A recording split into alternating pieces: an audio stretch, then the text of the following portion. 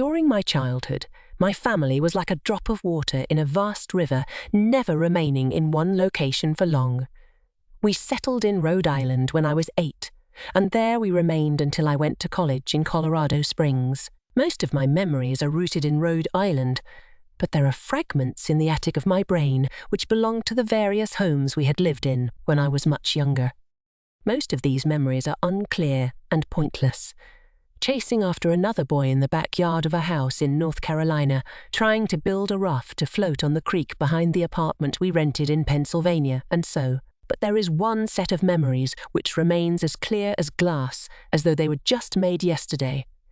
I often wonder whether these memories are simply lucid dreams produced by the long sickness I experienced that spring. But in my heart, I know they are real. We were living in a house just outside the bustling metropolis of New Vineyard, Maine, population 643. It was a large structure, especially for a family of 3. There were a number of rooms that I didn't see in the 5 months we resided there. In some ways it was a waste of space, but it was the only house on the market at the time, at least within an hour's commute to my father's place of work. The day after my 5th birthday, attended by my parents alone, I came down with a fever. The doctor said I had mononucleosis, which meant no rough lay and more fever for at least another 3 weeks. It was horrible timing to be bedridden. We were in the process of packing our things to move to Pennsylvania, and most of my things were already packed away in boxes, leaving my room barren. My mother brought me ginger ale and books several times a day, and these served the function of being my primary form of entertainment for the next few weeks. Boredom always loomed just around the corner, waiting to rear its ugly head and compound my misery. I don't exactly recall how I met Mr. Widemouth. I think it was about a week after I was diagnosed with mono. My first memory of the small creature was asking him if he had a name. He told me to call him Mr. Widemouth because his mouth was large. In fact, everything about him was large in comparison to his body. His head, his eyes, his crooked ears, but his mouth was by far the largest. "You look kind of like a Furby," I said as he flipped through one of my books. Mr. Widemouth stopped and gave me a puzzled look. "Furby? What's a Furby?" he asked. I shrugged. "You know, the toy, the little robot with the big ears. You can pet and feed them, almost like a real pet." "Oh," Mr. Widemouth resumed his activity. "You don't need one of those. They aren't the same as having a real friend." I remember Mr. Widemouth disappearing every time my mother stopped by to check in on me. "I lay under your bed," he later explained.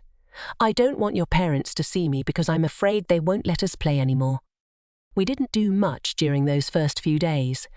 Mr. Widemouth just looked at my books, fascinated by the stories and pictures they contained. The 3rd or 4th morning after I met him, he greeted me with a large smile on his face. "I have a new game we can play," he said.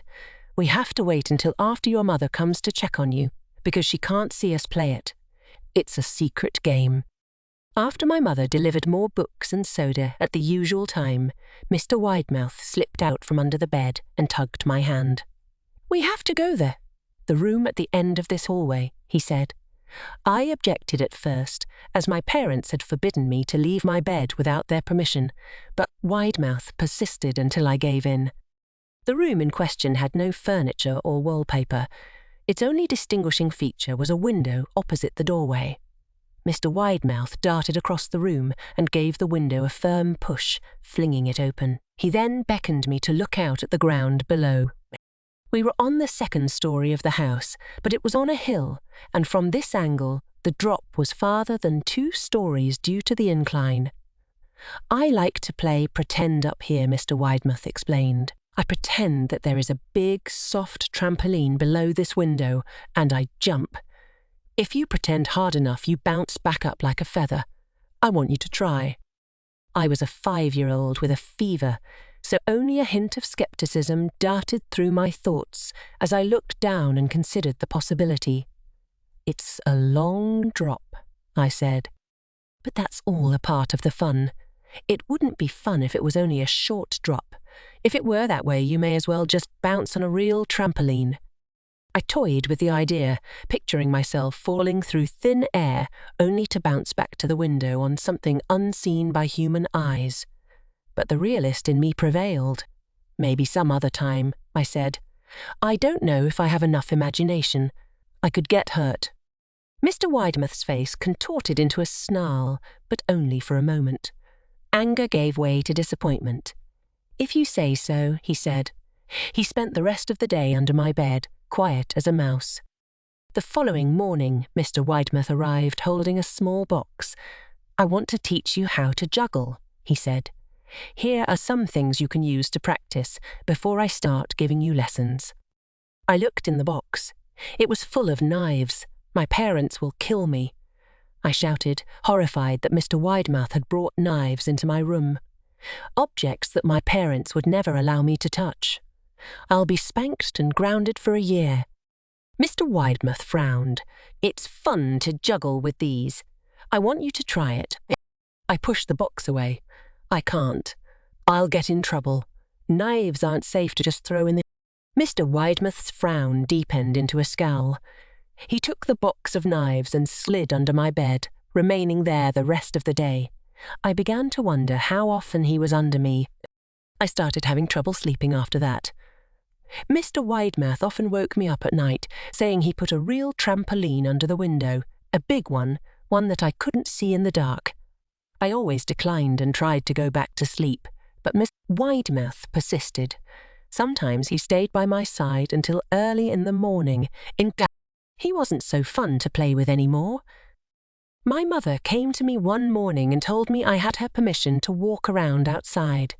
She thought the fresh air would be good for me, especially after being confined to my room for so long. Ecstatic, I put on my sneakers and trotted out to the back porch, yearning for the feeling of sun on my face. Mr. Widemouth was waiting for me. I have something I want you to see, he said. I must have given him a weird look because he then said, It's safe. I followed him to the beginning of a deer trail which ran through the woods behind the house. This is an important path, he explained. I've had a lot of friends about your age. When they were ready, I took them down this path to a special place. You aren't ready yet, but one day I hope to take you there. I returned to the house, wondering what kind of place lay beyond that trail. 2 weeks after I met Mr. Widemouth, the last load of our things had been packed into a moving truck.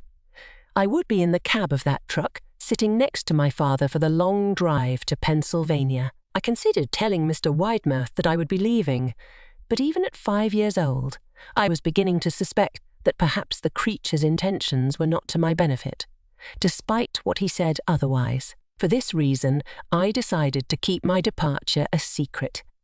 My father and I were in the truck at 4 a.m. He was hoping to make it to Pennsylvania by lunchtime tomorrow with the help of an endless supply of coffee and a 6-pack of energy drinks. He seemed more like a man who was about to run a marathon rather than one who was about to spend 2 days sitting still. Early enough for you? He asked. I nodded and placed my head against the window, hoping for some sleep before the sun came up. I felt my father's hand on my shoulder. This is the last move, son, I promise. I know it's hard for you, as sick as you've been. Once Daddy gets promoted, we can settle down and you can make friends. I opened my eyes as we backed out of the driveway. I saw Mr. Widemouth's silhouette in my bedroom window. He stood motionless until the truck was about to turn onto the main road. He gave a pitiful little wave goodbye, steak knife in. I didn't wave back. Years later, I returned to New Vineyard. The piece of land our house stood upon was empty except for the foundation, as the house burned down a few years after my family left. Out of curiosity, I followed the deer trail that Mr. Widemouth had shown me. Part of me expected him to jump out from behind a tree and scare the living bejesus out of me, but I felt that Mr. Widemouth was gone, somehow tied to the house that no longer existed. The trail ended at the New Vineyard Memorial Cemetery. I noticed that many of the tombstones belonged to children,